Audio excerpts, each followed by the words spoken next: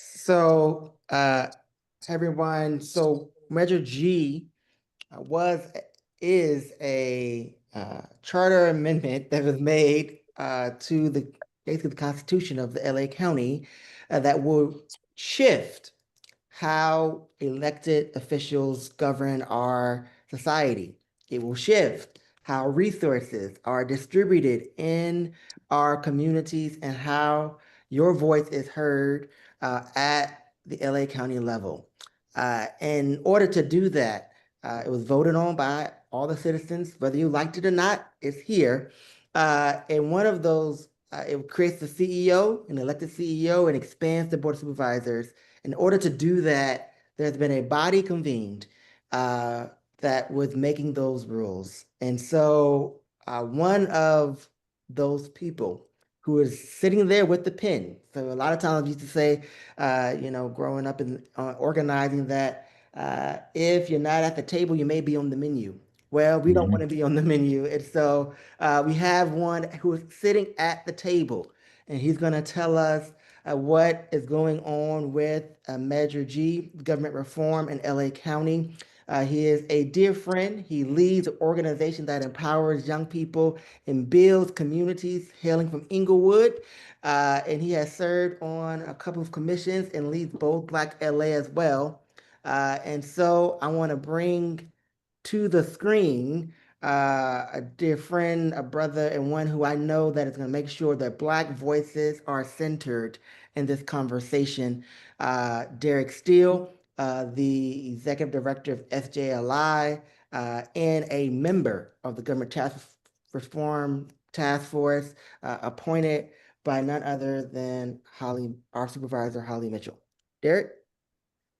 Man, I need to keep you around all the time, Eddie, so that we can go on the road and you can be my introductions and all the different places that I'm. It is an honor and a privilege to actually be in this space with you all. It is not lost on me the legacy that the Department of Congress actually has and the movement building and also uh, the holding space of organizing around not just policy, but also the way that we see our communities and how we see ourselves in those communities as well. Being able to bring those ideas to the table with each other, vet them, and also move on those things too. And even in my appointment representing District 2, and having the one and only Margaret Lee Thomas here in this space as well. Sir, it is a pleasure to share space with you today as well. Um, yeah, this is a big deal. I have, as was mentioned, I have the pleasure of serving as the executive director of the Social Justice Learning Institute. I am the second ever lead of this organization based out of Inglewood, California. The founding executive director, Dr. D'Artagnan Scorza, who now serves as the lead of the Anti-Racism, Diversity, and Inclusion Office in all of LA County. There's a legacy of ensuring people can live whole, free, thriving lives that we have here at this organization.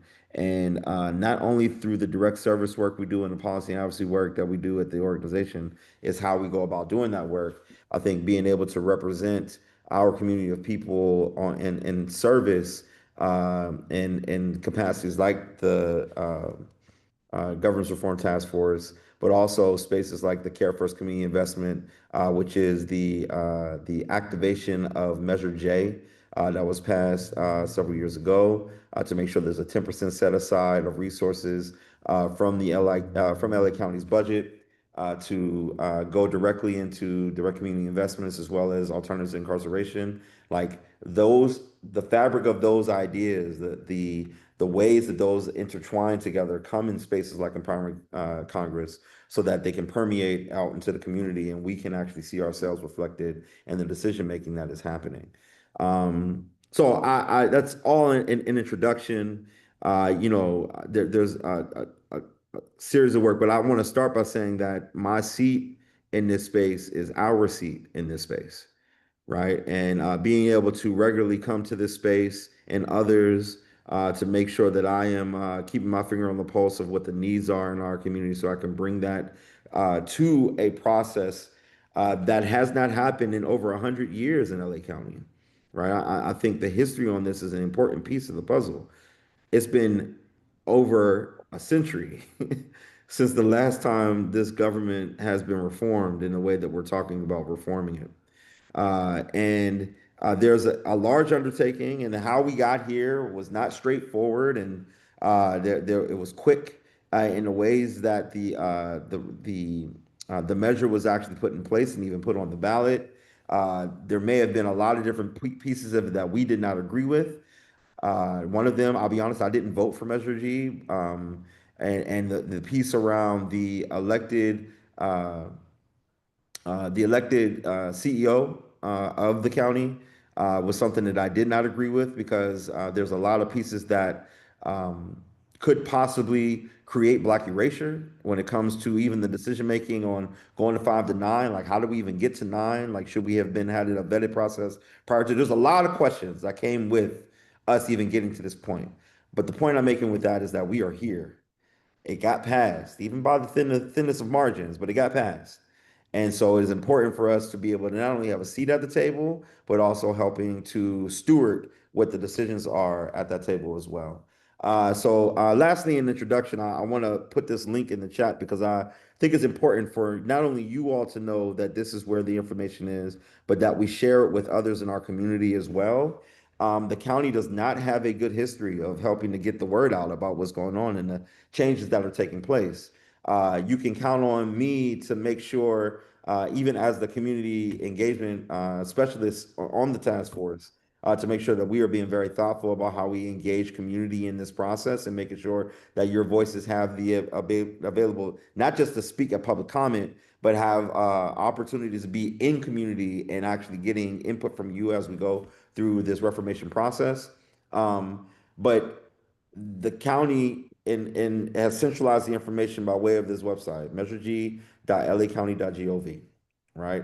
And if I'm able to share my screen to kind of share with you a bit of what it looks like, the information about the history, about how you can actually get to the meetings themselves and when they're coming up. As you know, May 30th was our first meeting. Kind of an oversight of like the different things that Measure G is actually taking on by way of budget oversight, by way of ethics compliance, and developing a uh, a commission on ethics, and and making sure that the compliance is definitely there. And an elected executive, like I said, I don't agree with it, but it's there anyway, so we have to actually define what that means. Moving from 5 to 9 supervisors means that there's going to be a whole conversation around how we do the redistricting in in our county. And I'll get to the makeup of the task force itself, you'll see that there's two representations of Black folks in this space.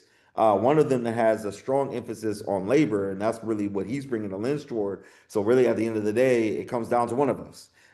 You know what I mean? That has a very centralized focus on how Black folks are able to show up and making sure that there are Black folks in the future of LA, in the way that we are governing ourselves in LA, and not just in a percentage of the makeup of our population, but even in our governance structure, how we can make sure that we have space and opportunity in the way that the lines are drawn in in our county, so that we have a way to continue to be represented. And then there's also the Charter Commission as well. Being able to come in together every 10 years, so another 100 years don't go by before they actually create new changes. Another important page in this is the task force page itself. You can reach it from the top, or you can even scroll down to the task force piece. So you can see all the people who are in the membership. Brian Catalan Tatabayai is a really good friend of mine, who I think between the two of us are going to be able to bring some very good strategy and thoughtfulness around community engagement. There's, of course, myself, Sarah Sadwani, who is a Pomona College professor, but also did a lot of the work behind the strategies around Measure G. She was a very strong proponent of it, and has been open to the criticisms behind it as well, in conversations that her and I have had together. Marcel Rodart, out of The California Contract Cities Association comes with a very strong business background and brings outlets to the table. John Fasana, who is retired in his municipality work, but has continued to show up on several different boards and also commissions to bring his expertise to the conversation as well. We have labor representation by way of David Green from SEIU 721, as well as Derek Heisch from the Coalition of County Unions, AFL-CIO, and then also Steve Neal, a really good brother of mine who represents the LA Fed in this space. So we're really excited to working alongside this brother. He comes very accomplished in the work that he has done in his career and in the focuses that he brings to the table. And then there was also the at-large members that don't have pictures yet, but these are the folks that were selected by way of the selection process of the five appointed folks to the task force: Gabriella, Julia, David, Rosa, and Nancy Yap. Gabriella is the other person who represents District 2. So I'm showing you this because I want you to know, like, be able to see for yourself who is representing who in this conversation around the reformation of LA County governance and how we're going to stand on business together. Knowing what's happening in meetings is one part. I can come to this space and give you updates on what's happening, what's going on. But I think over the next several years, the last thing I do want to share this with you too is the timeline. Like, this is not a today thing. This is not just a this year thing. We're going to be working on this all the way into 2020, 2036, right? For the implementation of this work. So there's a lot of work to do, a lot of milestones to reach. And for sure, the next 3 years, the task force will be setting the table for what the next 20 to 30 years will look like as well. So I'll stop there because I want to make sure we can leave space and time and opportunity for questions. But as you can see, there's a lot of work ahead of us, and I'm here for it though. Trust me. I think all the different pieces and the bodies of work that I've been able to be a part of prior to this prepared me for the moment. We had our first meeting on May 30th, and sitting on that dais and being amongst my peers, it was like, okay, I see what the gravity of this is and who's in the room and who's paying attention. And I also saw who wasn't in the room, and many of us were not. We did have some folks who were sprinkled in. Senator Wright was actually in the building. He made sure that it was known how he felt about what was going on about Measure G. So you got some staunch supporters, but we need to make sure that our voices are not silent in this process as we go along. So I'll stop there. Thank you. Derek, thank you for that introduction to the work. And can you just talk about the timeline? It may seem long, but the work is ambitious, right? The Mhm. work is very ambitious, has a lot of gravity to it. So what is what are the first two major milestones that we should be looking at? um on your in the timeline? I believe there's the ethics reform kind of situation, and then there's the actual election of a county CEO. How's that playing out for you all? And are there any what are the conversations like around any elected CEO? I know that's been one of the hot button topics. So what are those kind of conversations like, and how much power will that person have? Yeah, see that's the beauty of this is that we get a chance to determine a lot of that, right? You know, what are the authorization of the suspension of elected county officers? Like, what are the felony violations? We get to determine that, by way of ethics and making sure that those things are established by way of the commission and who's on that commission. What are the revolving doors for that commission to be a part of that discussion? Are we creating term limits around this, making recommendations that of things that should have went into the measure prior to, but there's some things to be able to circle back around and have deeper discussions about. I will also say that the way that the measure was written, there are, again, some milestones we have to reach, but how we reach those milestones and what other parts of governance are going to be reformed by way of our decision making in this or the recommendations that we bring to the table is kind of up to us, right? And so I think the creativity of bringing community voice into that, thinking about what the future holds in LA County and like the future of LA County that our children and our grandchildren and our children's children will inherit, but what we do today to help make sure that the rules that are established around the CEO, around the new the communication between now the electeds on the CEO level and also the new board of supervisors. Does the board of supervisors sit as a legislative arm, and what mechanisms are needed in order for the execution for the CEO to actually execute on? Like, there's a lot that we can actually tackle in these discussions that are right in front of us. But to your question, Eddie, that those are the starting effectively immediately the types of decisions that we have to be making. What is the implementation of Measure G?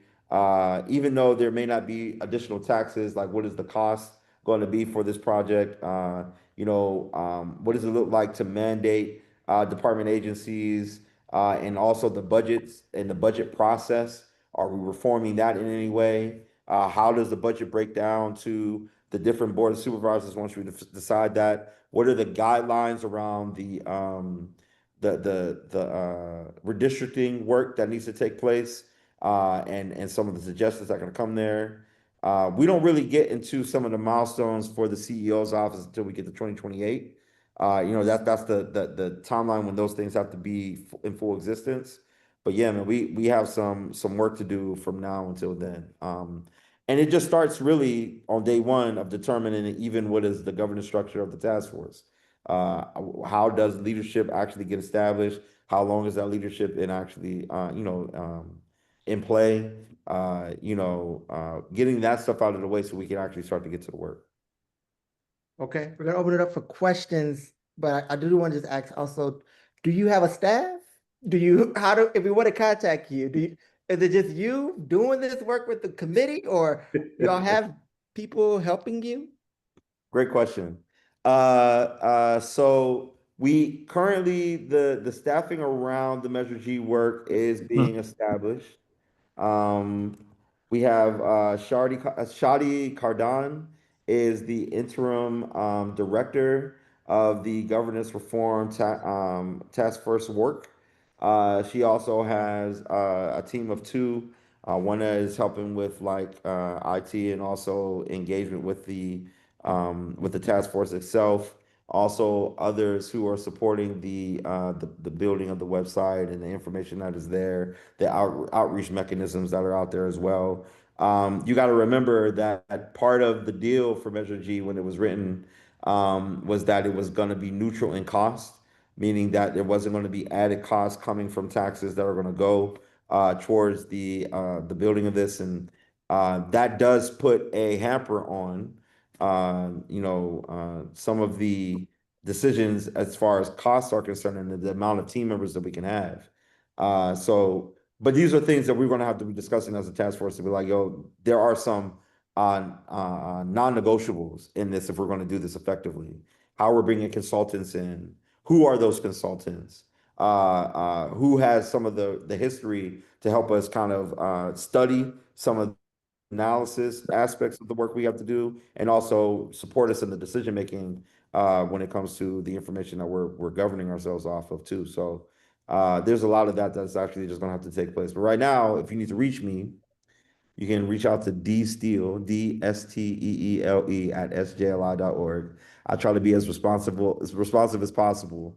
And my team here at SJLI is also helping to make sure that there's front-facing work that we're doing to keep people abreast of what's going on with Measure G because of my participation. Thank you. Dr. Rayleigh Thomas. Oh, thanks very much. Appreciate your presentation, Commissioner Still. The question that want to ask is with respect to the elected CEO. Mhm. You indicated that that's perhaps the um, area of most disagreement on your part as you were going into it and didn't vote for it, etc. Um, and I'd like for you to uh, share with us the content of your critique, if you would, Mhm. um, just to kind of give a little texture to why you think it's problematic. Um, I'll just simply say there's an election in June of 2028 for who that CEO will be. That's scarcely 4 years from now. Mhm. May I Mhm. assert that that will be the most powerful elected official in the state of California, second only to the governor The governor. of the state of California. And I trust that those who are um, on this call have some appreciation for that. And so just want you to open that up. You don't have to Mhm. take both barrels out and blast it, but might be useful to help people appreciate what the critique is. And perhaps there are others on the call who share that point of view. Mhm. But it's certainly worth delving into, if you would. Thank you. Indeed, indeed, Dr. Ridley Thomas, and I will also ask in this because I know that your purview and the inner workings of the county go maybe further and wider than mine do from the outside looking in, because you've had the ability to look from both lenses. Right. So there's pieces of what I'm saying that you would like to add on to. I would love for you to add more context, but I would I'll state from the very beginning in the way that the CEO's office actually operates today. This would put the power of the way that the government is run in LA County in the hands of one person, as far as Hmm. decision making is concerned. Right now, that person is appointed, right, Right. Right. by the board of supervisors, and also because of that, governed by the board of supervisors. So they have a boss that they have to respond to, right? And so the decisions that the CEO can make right now have a limit, have a cap in scope. But think about how the sheriff's department and the issues that were actually happening at that point in time, because the sheriff is an elected person, and by way of that, the governance of what's going on in the sheriff department is under the jurisdiction of the sheriff. The board of supervisors only have but so much that they can say to that elected official. If there Hmm. is something that's going wrong as far as what's going on with the sheriff's department, the only way that that sheriff can actually be taken out is by vote of the people, right? So you can imagine if a Rick Caruso type gets into Hmm. that seat, right? And I'm saying it how I felt it when I was voting on. Like you have somebody in that seat who has a certain point of view of how the county should be run, or has a certain point of view of how money should be utilized and spent. What type of departments should be getting funding? Which type of departments do not? The people that those departments are impacting and not really caring about some of those folks and putting more resources in other directions because of the way that that elected official sits and thinks.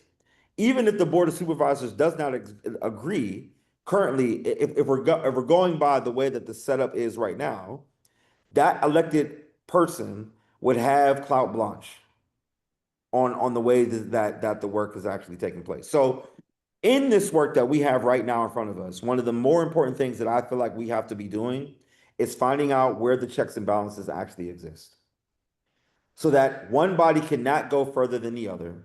And there's, in my opinion, a way for them to have to work together in order for the success of the work of the county to actually take place. Um, Hmm. you know, that part actually scared me. And then when you take it even further, of when you look at, I was looking at the exit polls of how the county shaped around the decision for the DA role, Hmm. the district attorney, and there were pockets of blue, but majority red, right? So the conservative points of view around the ways that we should be tackling the issues for people in our communities, and particularly Black folks. When you start talking about incarceration rates, when you start talking about the carceral system in large and how it's impacted, opportunities like Measure J and CFCI and can be defunded Hmm. in order Hmm. and supporting of other things that may be more detrimental to communities like ours. So when Hmm. you think about the erasure of Black folks in LA County, the pressures that are pushing us out of our cities and the places that we live now get exasperated when you don't have the right people in the right places with the right mentality. So again, this idea of this the CEO elected office, we got to figure out how we can put some parameters around that role. That's my point of view on that. Hmm. Got it. Got it. Um, there's no dispute that this individual, whoever he or she Mm-hmm.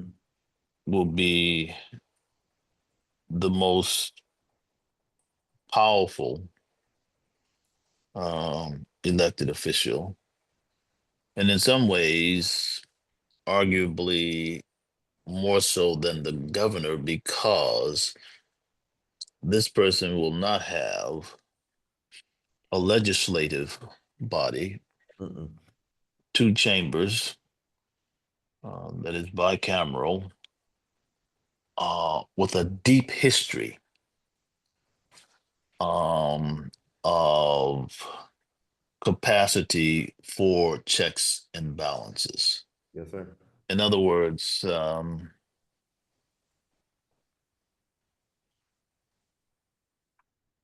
whatever way it is structured pursuant to Measure G, um, the elected CEO will loom large, Mm-hmm. very large. Mm-hmm. It's designed for that position to be large. Now, when something gets large, something else, just by basic notions of relatively, gets smaller. That's right. That's right. Um, and um, some argue to politicize that seat is fraught with complication, particularly when you have elected officials, three countywide elected officials, then Mm-hmm. the CEO, the sheriff, and the county assessor uh, for the DA, right? Right. Right. Um, now, those three will have to come to this county exec for their budget. The board of supervisors controls the budget of the DA, the sheriff, and the um, assessor. Um, and so uh, the potential for conflict for people who are not accountable to anybody other than the people just gets amped up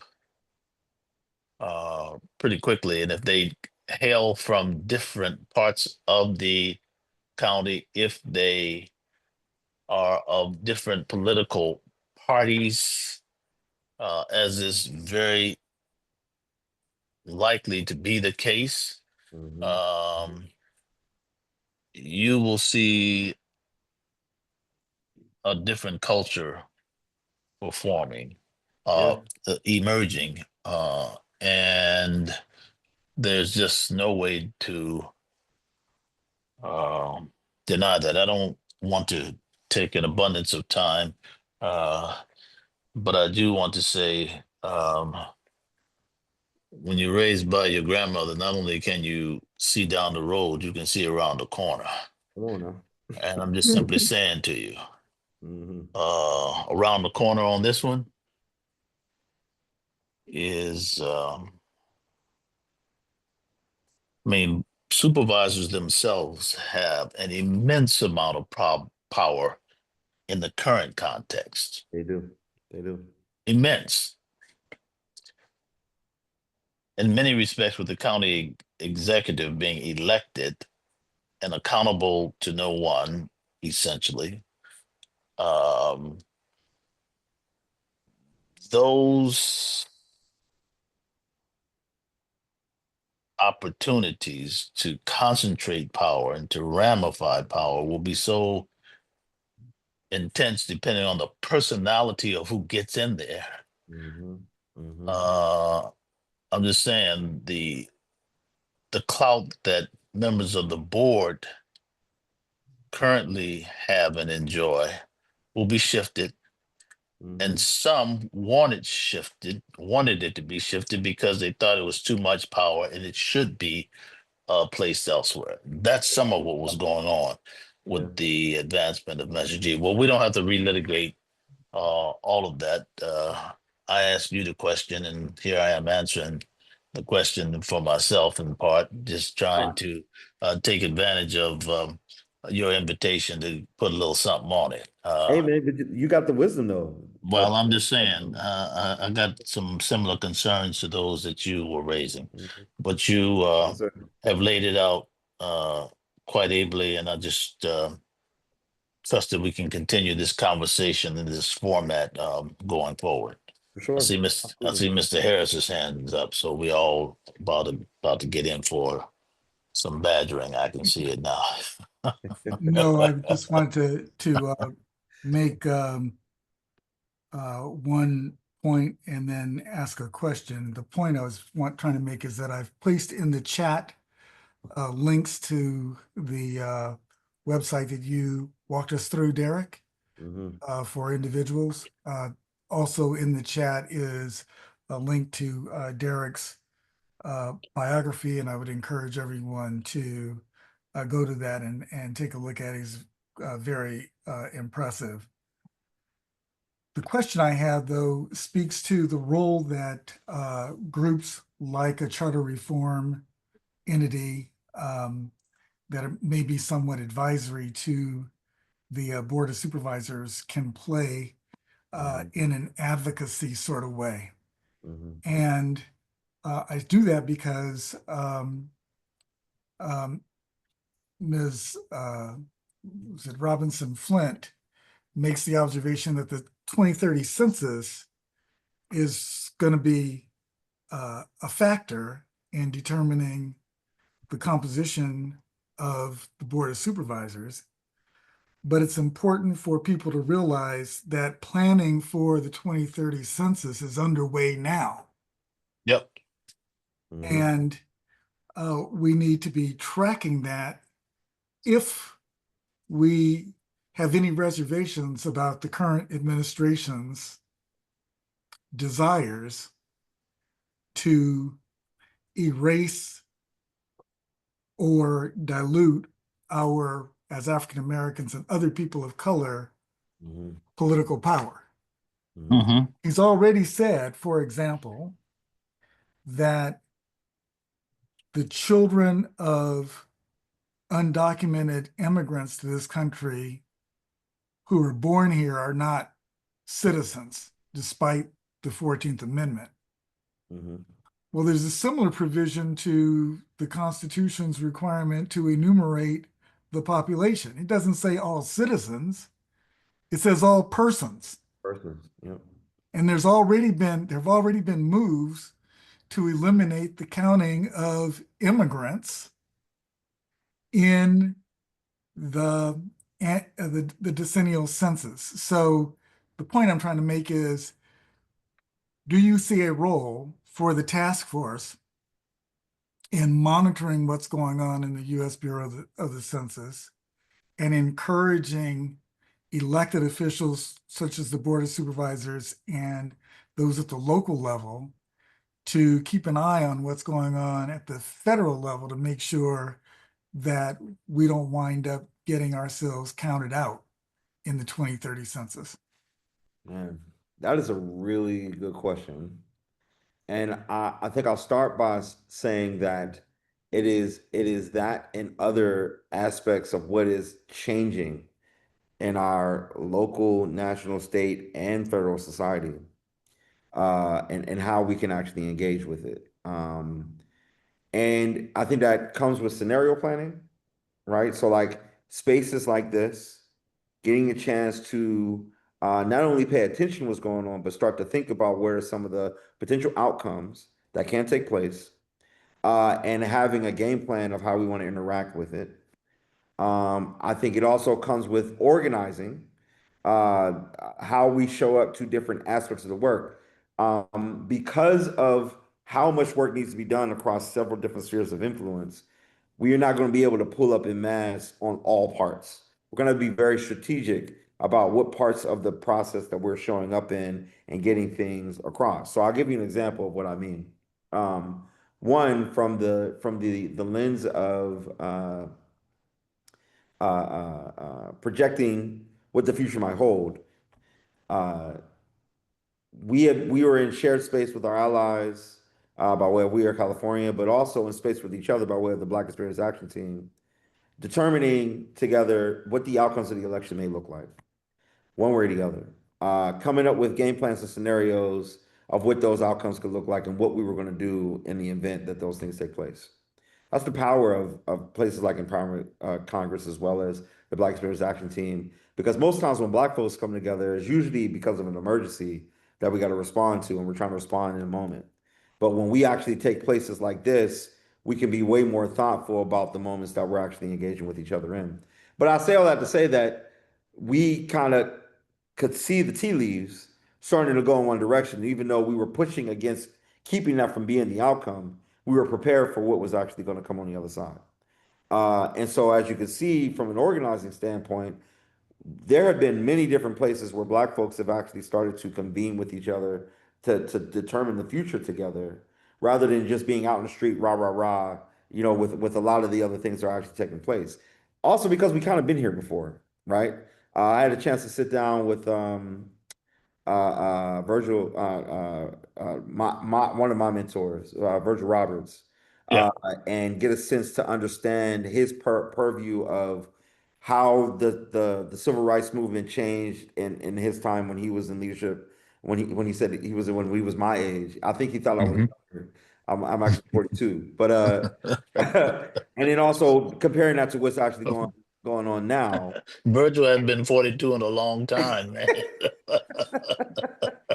I didn't say that. You said that. Okay. Or if I, But okay. I, but But it that is a, but juxtaposition of the learning aspect of it all. So I guess the point I'm Right. saying, let me get to the point. The point I'm making, Vincent, is that um, the census is something we need to be taking care of. The redistricting efforts, I think we learned from what happened in 2020 and the organizing efforts that were taking place and what we missed in that framework that we can prepare for 2030. Yes, we have the perch as far as Measure G as a way to kind of keep track of that and what that actually means and keep people engaged in the process. But Yeah. I think we have to be very specific about how we want to show up for us in the ways that we determine what the future holds with the determination. So are they going to change the demarcations and I'm sorry, the classifications of people? What does that actually mean for us?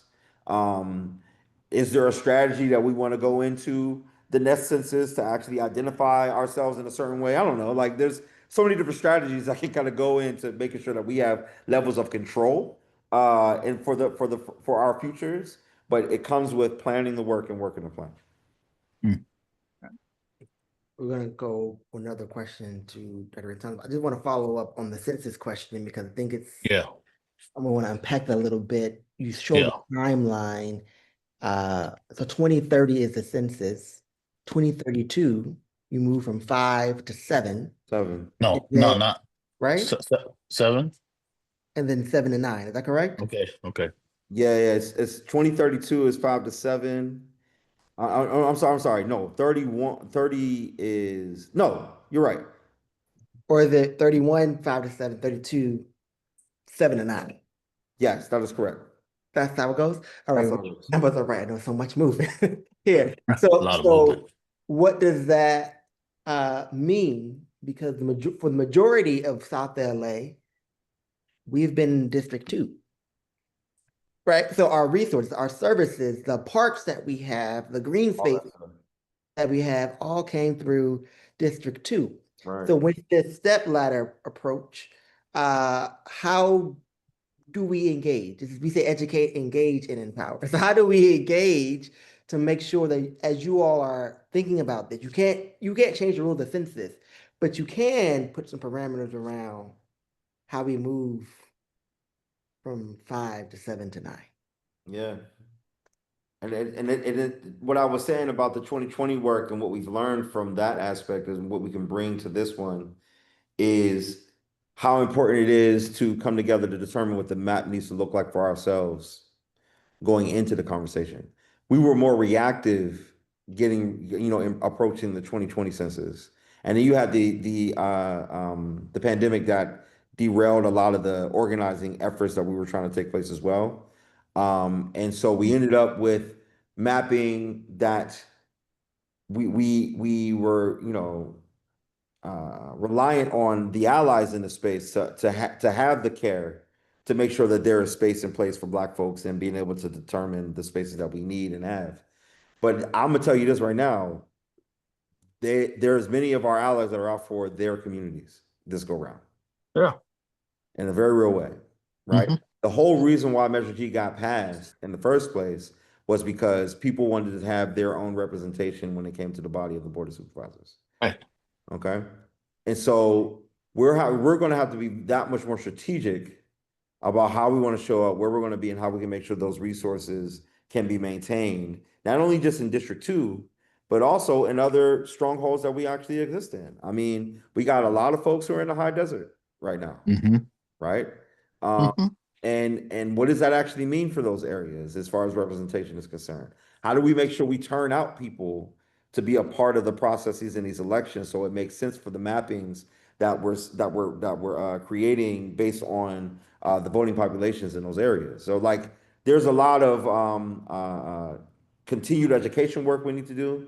But to your question about how we engage in it, we're going to have to start doing the work of the mapping ourselves so that we're coming to the table with things people to respond to rather than us responding to the things that other folks are doing on our behalf. Dr. Ridley Thomas? Just quickly, I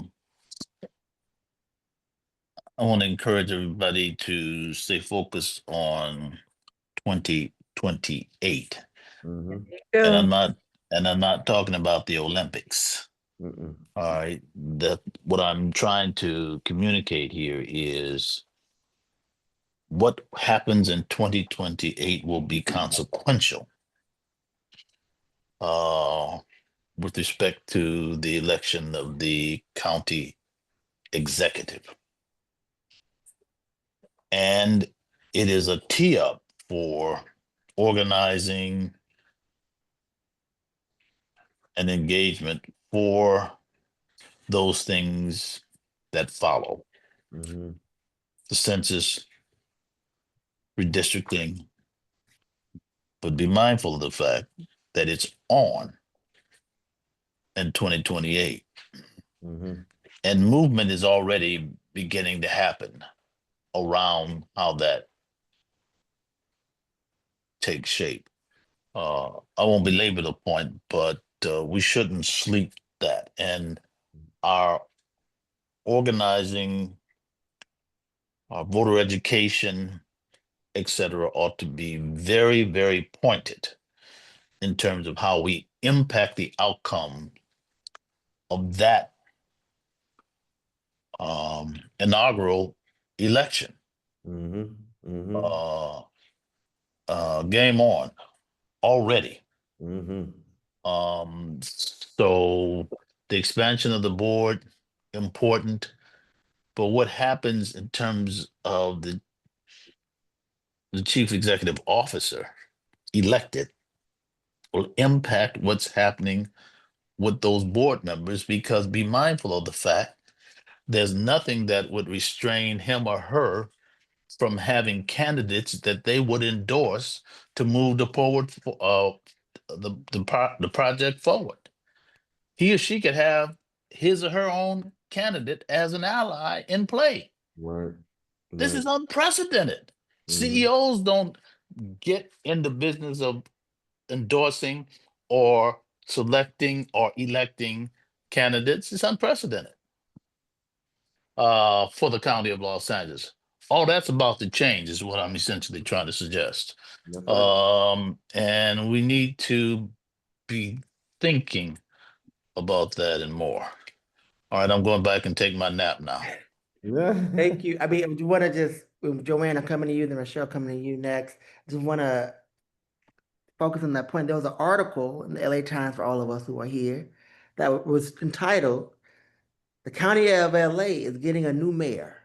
Yeah, yeah. But I just want to ask Commissioner Steele, if there are 88 cities, 88 mayors in Los Angeles County, and one CEO, does that help the mayor of LA City, or does that diminish the power of the mayor of LA City? Mm.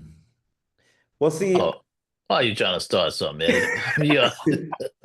I'm gonna go a different route because with the 88 cities, particularly the charter cities as well, the makeup of those cities are not all the same, right? So, like a city like Inglewood has a strong mayor, whereas a city like Los Angeles has a strong council, right? Right, right, And so the the the budgets of those cities, though, that have parts of the budget that have a lot to do with the county, and the resources that come with that, and the things that are maintained in those cities by way of the county, the decision on those things really start to become important as well. Perfect example, the housing and homelessness issue, right? Like, one, LAHSA is going away. The county is determining its own department around this issue, and how the decisions around what cities get prioritized as far as this work is concerned because of this department and the decisions around the CEO in this work. There's so many unknowns now about how this is actually going to actually transpire. So, does it diminish the power of the mayor? I think it depends on the way that that CEO decides to govern, and also the structures that rein in the power of this person, by way of what we decide, by way of the recommendations of the task force that the board has to approve. But nonetheless, how do we make sure that it's not something that can be, you know, I don't, man, you're opening a can of worms on this because my mind goes into Don't total. worry about, don't worry about. We gonna engage. We're gonna be there to support you, Yeah, Joanne. I want to yeah. come to you next. There's a part of me that goes very dark yeah, yeah. in my thinking about what this could be, and I try not to like go down that pathway all the time to try to keep people like, this is why we got to get involved and why we got to engage. But you're right, with no term limits and constraints. This is a Can I you $50 billion imagine? Hey, budget, man. It's Mayor 50 Butts, we're billion. not gonna do this in your city until you imagine a Trump type in that seat, like mhm. quid pro quos and the whole nine about like what resources go where, and it can get real ugly, without a collaborative spirit. So, That person is riding a $50 billion budget. bruh, 50 billion Uh, Arguably more than the 88 cities combined. combined. I mean, you ought to do the math on that and see what all 88 cities come up to. LA is like 13 up to 15 with all the proprietary departments, et cetera, et cetera. I don't know off the top what the others combined add up to be, but I know what the one is. It's a mighty big stick. Yes, sir. Okay. And Yes, they sir. all get it. And they're trying to get resources from the county, those cities. It's like the county tries to get money from the state, and the state tries to get money from the feds. So there's a lot of patronage getting ready to happen, and it's politicized, sure enough now. Just saying. Mhm. Okay. Well, Derek, I must say we find a lot of wisdom when we have to go dark, Yeah. as we find our way back to the light. Yes, ma'am. Mm, And mm. congratulations. I applaud you for the progress I personally have watched you make, and I appreciate you. Um, in our chat, one of the things Vincent put in there is civic engagement. Mhm. And we have all understood that it is time for us to pull together. And this is my recommendation that we start doing our messaging now because there's so many people that are not paying attention to what we're doing because life is life. And, I'm like, they're getting news that you can't feed your kids if they're over 7 because they're trying to take away benefits. All the things that they're doing is they're so distracted. I'm glad Mr. Mark brought up the 2028 because that's going to be another serious period of distraction, and we're already halfway through 2025. So I was thinking that, we can do that thing, empower, engage, and educate, because we need to take systems and make simple messages so the people can start hearing now. Because one, we want to get a uniform message, and two, we don't need the dissension when it comes time to do something. And then on top of that, me and Vincent were working on trying to put together data for the 100 days. It's a lot of work, so just started with the elementary thing.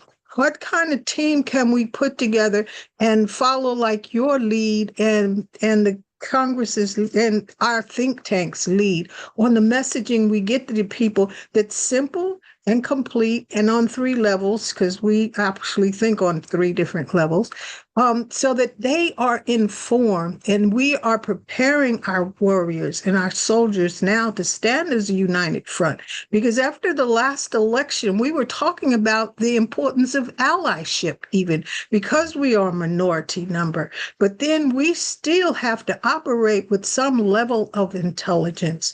And the way things are going now, this is the perfect time for us to insert ourselves, because not only are we talking about the county of LA, well, that's the thing to talk about, because how our daily life goes, so goes the nation. Whatever happened in the nation is going to be layered on top of it. And unless we're making a security blanket for ourselves here, we really, really won't stand a chance. They will be able to erase and eliminate us, and our ancestors will reach up from the grave and just slap all of us if we allow that to happen. So I would like to hear how, and we can plan on how we want to this communication plan to roll out. Who do we want to be part of it? Because we have to come from different spaces. Like we talking about civic engagements. Are we going to get our interns involved, our volunteers? I mean, we really have to make an all-out effort to really know what's going on so that people aren't telling us our narrative. We're going to say our narrative and then figure out who's going to put their hands to the plow to do the work, or else we will be sunk. Because I live by USC and I watched as you lose USC and Exposition Park. I could have cried because I had spent so much time trying to rally people, but it was like nobody was paying attention. We're not going to let that happen this time. No, Thank you very much. Indeed. Uh, Indeed. Spot any, on. I mean, I think Rochelle has her hand up, Michelle, you have a and question? that should be our last question so that we can Question. get to the remainder of the agenda, or at least what we can cover. Okay, yes, I wanted to make a comment on to Derek Steele. Thank you for being here. Yes, ma'am. You mentioned that this measure G was because the people wanted it. They wanted representation. I'm in agreement with that. I'm a Black woman, Black freedman woman to be exact, and I want representation.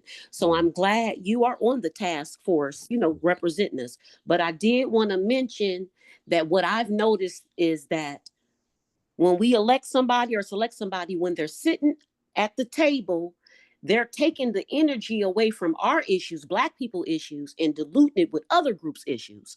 And to be honest, the people who wanted representation were people who can't even speak English. I was at the meeting, so they definitely have somebody representing them. This Measure G was passed without any checks and balances being written, without even financial support to make sure that everybody is supported, the task force. So I just want to say to you, sir, please, please keep the focus on Black people and our issues, because we need education, housing, and healthcare. I understand other people need things as well, but we elected you to speak for us. Yes, That's what ma'am. I want to say. So thank you, sir. You got it. You got it. All right. Before I know you all have to pivot, I just want to add this real quick. a philosophical center point for me and how I show up in these spaces is centering Black belonging, right? Because I fundamentally believe that when you do that, particularly in a place like America where this was built on a racialized caste system that is fundamentally anti-Black, the antithesis of that, the opposite, when you center Black belonging, also provides you the opposite of what this system also provides. Where here, with the centering of anti-Blackness and white supremacy, you have, individualism, systems that will do harm, the whole nine. But when we are centering the belonging of people who are most impacted by those systems, we can create the opportunities for repairing harm amongst all people, be able to rethink about collective commitment and also power. How do we rethink thriving and liberating communities, rebuild trust and redefine safety? These are the types of things that I'm thinking about that don't only just impact Black people, but have the ability to actually make sure all people have the ability to live whole, free, thriving lives. So I have the responsibility to make sure that you're right. I'm bringing up the issues that matter to us to make sure that we have place and space. But in the midst of that, convincing others around the importance of how we do that in a way that not only makes sure that those who are most impacted are included in the solutions, and also the structures that that we create, but also how we can make sure that that has an imprint on everybody else. Because excluding us is not going to put us in a posture where people can actually win. It's only going to recenter other aspects that continue to do harm. And that shows up in even my decision making on like that we were started when we were doing the task force. I saw what was happening. I saw the writing on the wall. So all of my recommendations were Black women for the other parts of the task force. And it forced the issue around thinking about alternative ways that we can actually check the boxes that they were trying to check to bring other voices to the table. We didn't win on that, but I think it set the table of what the expectations are for me in the seat that I'm in with this, right? And those who are already at the table who know me know what we stand on and know that I mean business when it comes to Black folks. But at the same time, making sure that people can be taken care of. My body of work in CFCI, I think, is representative of that. I've had an ability to practice that preaching there, and I'm excited to kind of bring it to this space as well. So I will last thing say, just pull up, man. Like there's going to be many ways that we do it in a way that makes sense for where people are right now, so that you can engage effectively. There's going to be moments when we have to pull up in mass, but there's going to be other moments when we just need to write letters. We need to make sure that people are calling in on certain aspects of the decisions. Also, are being very inclusive for what we're trying to get accomplished. So this is the beginning. We got work to do. I will be back to continue to keep you posted on what's going on as long as you will have me. And thank you for the time and space. Thank you for making time, Commissioner Steele. I'm gonna calling you Commissioner Steele. That's I, good for you. I don't get that often. You know what I mean? So I'll take uh, it. yeah. So thank you for your time. Let's give him a good empowerment. Thank Uh, you. Claps and know we will be engaging you, so you can continue to empower all of our voices on that commission as you rewrite. It seems like you're rewriting LA County. I can Mhm. do that in partnership with you as an ally. Thank you. Have a wonderful night. Got it. You too. Well, Pastor Eddie, our um, agenda was a little disrupted by that lengthy conversation. However, I think it was very, very important and illuminating and animated the meeting. We do have at least one more presentation that we would like to hear before our meeting concludes in about 20 minutes. And this one is from Bishop Byron Smith, who's no stranger to this working group or to the Empowerment Congress at large. He is a member of the Leadership Council, and along with Reverend Norman Johnson and Pastor William Smart of the Southern Christian Leadership Conference of Southern California, organized an activity last week. Some of us saw the coverage on the news or were otherwise involved, but we thought it was important for Bishop Smith to share with us what the event was, what the outcome was, and what is being planned for the future. Bishop Smith? Yes, thank you, Vincent, and Pastor Eddie, and thank you, Derek, for your presentation. On behalf of the Raising Cain Movement Association with the Southern Christian Leadership Conference and the Clergy of Public Accountability, we had a rally, a seniors rally for Social Security on May 29th, on Thursday, May 29th, at the Social Security building at 3840 Crenshaw. And it was very effective rally where we had set up right on the Crenshaw side of the Social Security building. And we notified and had a couple press releases. And we had 5 speakers and various organizations and groups from Raising Cane's were there to be interviewed, along with Channel 4, 5, and 7. And I believe 52 and 34, which is Spanish station, was there doing the coverage.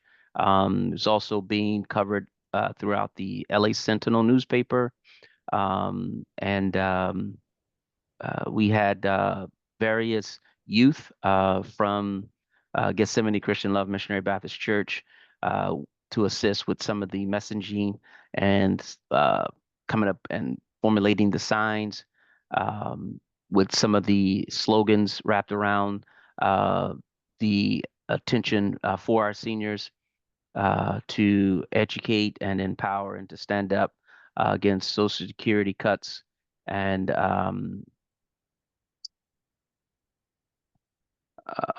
also we were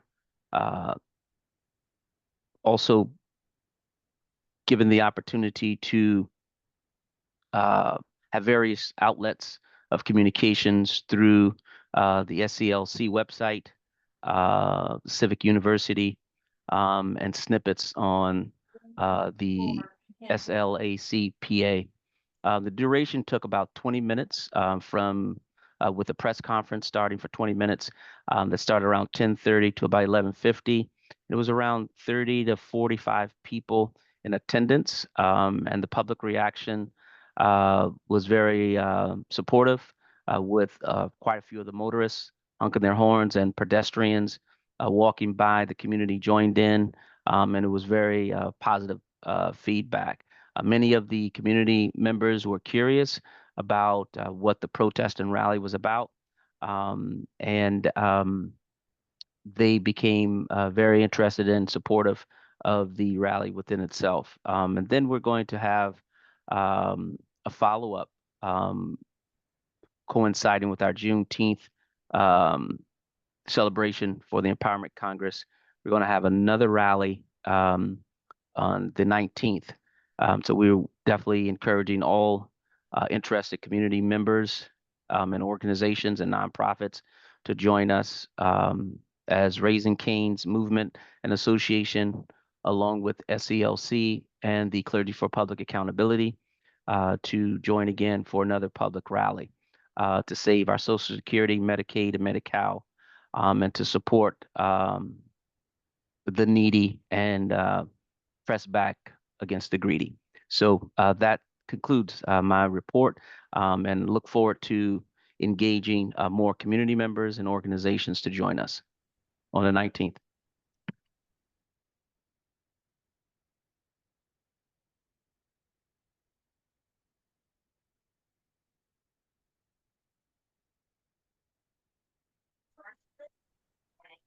Instant Pastor Priest's separately. Does anybody have any questions about that? Bishop Smith's presentation. The rally be at the same location, Crenshaw? Yes, yes, it's going to be at the same location, 3840 Crenshaw Boulevard there in Los Angeles. There's going to be, there's 2 sides, the parking lot side of the Social Security building, as well as the Crenshaw. And we are going to be located on the Crenshaw side. but we're also going to have representation encouraging people who are coming through the parking lot to come around and participate with the rally. Can you put your email and phone number in the chat? Yes, I sure will. I'll Got do some that right folks that I now. want to connect you to. Okay, perfect. Like about 10 folks. Okay, excellent. Do we have any flyers for the event yet, Pastor Bishop? Yes, we do. We have flyers, and we're going to update those flyers and send those back out. And so if you are interested, or you know organizations or pastors or clergy, men or women who might be interested, please put their information in the chat. Yeah. What's the time on the rally? 10 o'clock, 10 to 12. 10 to 12, the Crenshaw office, Social Security office, is located at 3840 Crenshaw Boulevard, obviously in Los Angeles. 3840 Crenshaw Boulevard in Los Angeles. That's Thursday, June the 19th from 10 until 12 noon. The Social Security office on Crenshaw between Coliseum and 39th. Right next door to the LA Sentinel.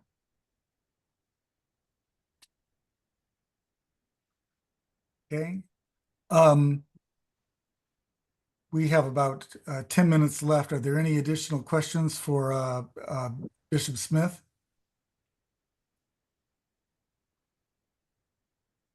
All right. I think that gives us enough time for me to scroll through some of those slides.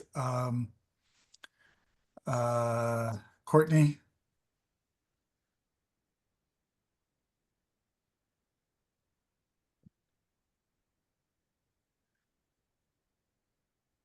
So last meeting we heard from Dusky, who identified how the Raising Cane's idea was generated. And as a result of her presentation and other conversations, this activity was organized relatively hastily. But there will be another opportunity to get folks together targeting the Social Security office as a location, in part because of all the traffic along Crenshaw Boulevard, so that people will be able to see what is happening as they are driving along. Plus, it has parking, and they're relatively decent public access. Next. The motivation, I think, flows from the fact that if you look at the tax cuts, they are designed to benefit the wealthy at the expense of the poor. And the Congressional Budget Office identified exactly how that works, or the extent to which it works. If you notice the chart, the lowest decile, that is the lowest 10% of income earners, when the full effect of the budget cut or budget reconciliation bill, the one big beautiful bill as is characterized, will actually result in a 2 to 4% decrease in income from people in the lowest decile of income earners, the lowest 10%. For those who are in the highest 10%, they will see an increase in their income that ranges from 2 to 4% over the course of its life from 2027 to 2033. That's the nonpartisan Congressional Budget Office saying that. Next.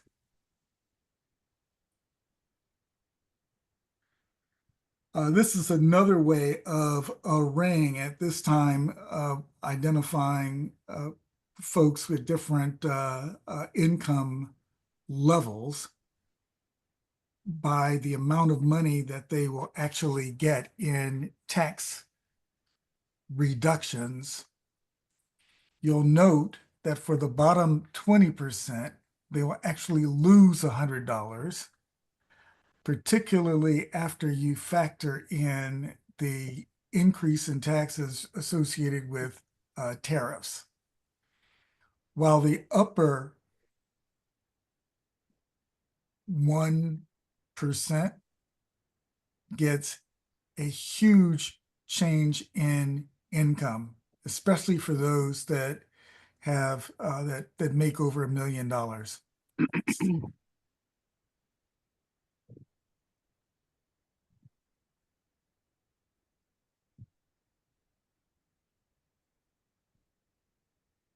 Courtney, next.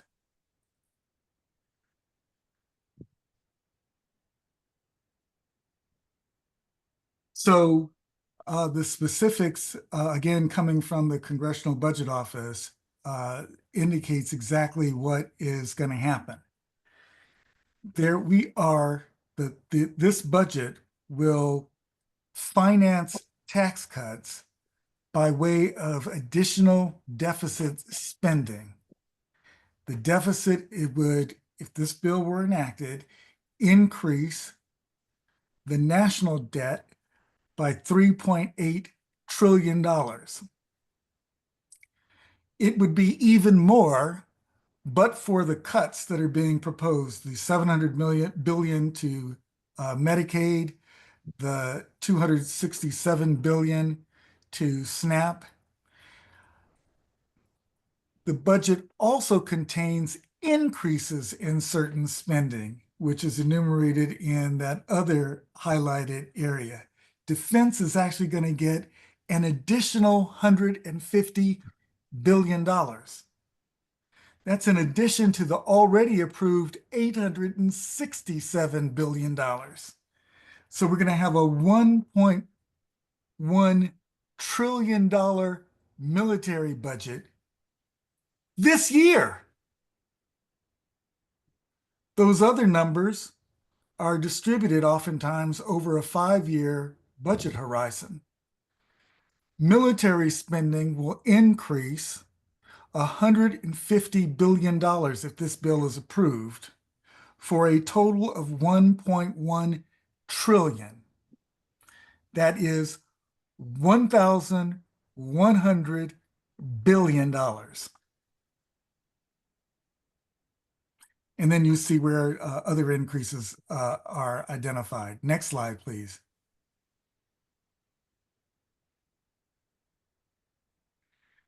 This slide, again, just shows exactly how stuff plays out in the budget.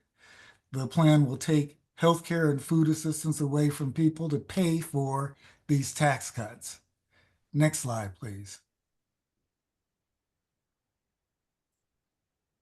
So a question was posed again to the Congressional Budget Office. Would enactment of legislation that increases deficits by $2.3 trillion over that 2025-2034 period trigger automatic budget cuts, also known as sequestration? According to the Congressional Budget Office, that legislation would push to a trigger that will require reductions in Medicare spending, as well as other spending, but Medicare spending to the tune of $490 billion over that 2027-2034 period.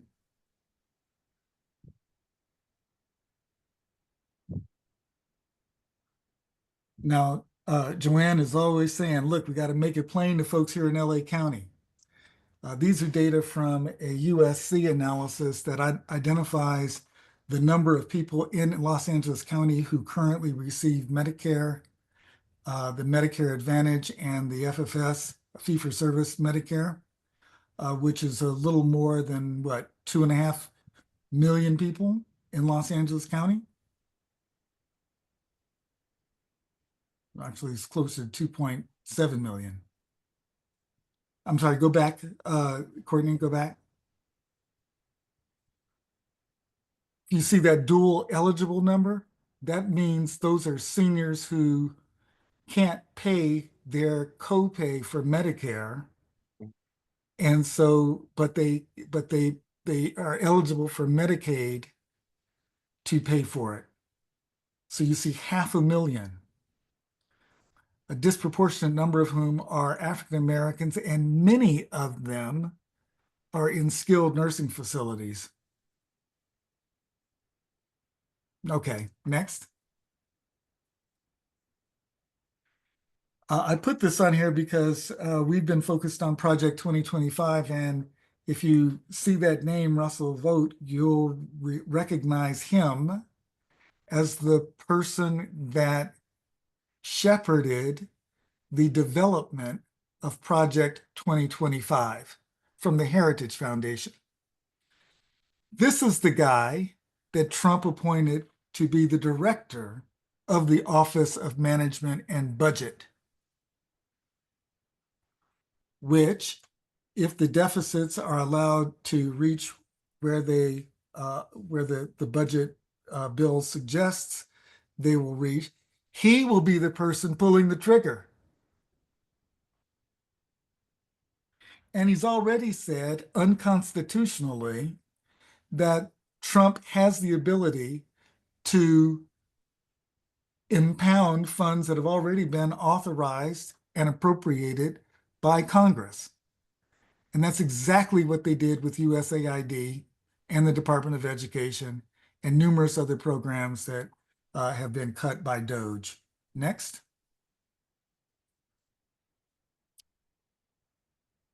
This slide speaks to the risk that Social Security is already at and what Trump and DOGE have been doing over the past 6 months.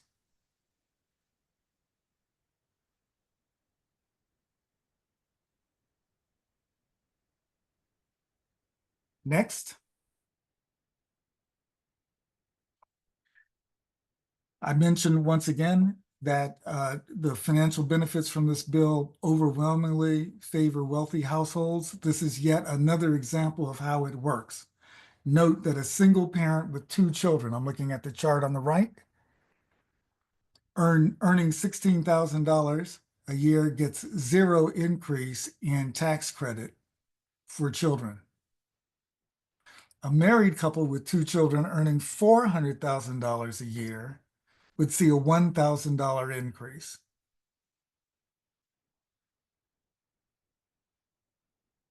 Okay, next.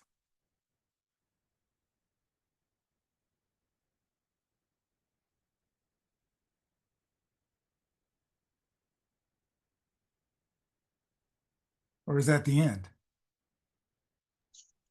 I believe that's the end. Oh, that's the end. All right. So managed to get through that at 7:30. So are there any questions? Then before we adjourn the Can we meeting, have that slide deck? You shared it already. I'm sorry. Did you share that slide deck? It looks like it was very Yes, helpful. Yeah.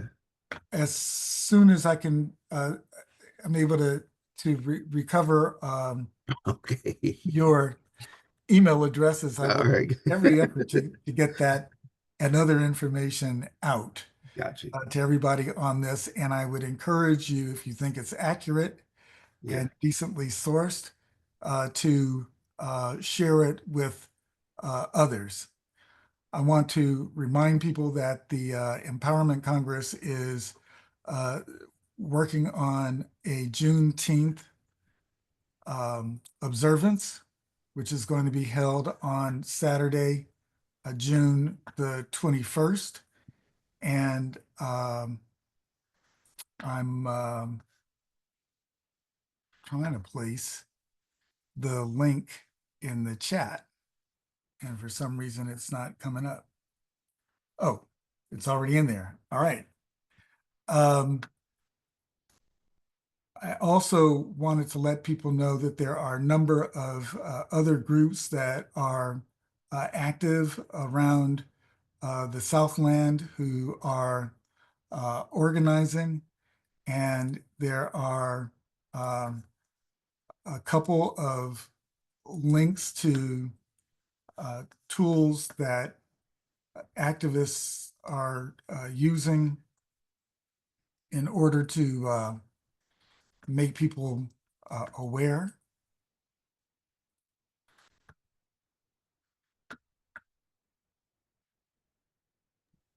Yeah, definitely. I think and Joanne really has a great platform with Let's Make It Happen. Let me tell you, she's doing some great things there just as far as engaging folks, bringing folks together, but really trying to figure out the landscape and like how are we gonna like pull together like the engagement and everything. So just want to kind of put that out there too that could be helpful and everything. Absolutely. And on that note, if anybody has any additional announcements or observations, why don't we take a minute to do that? And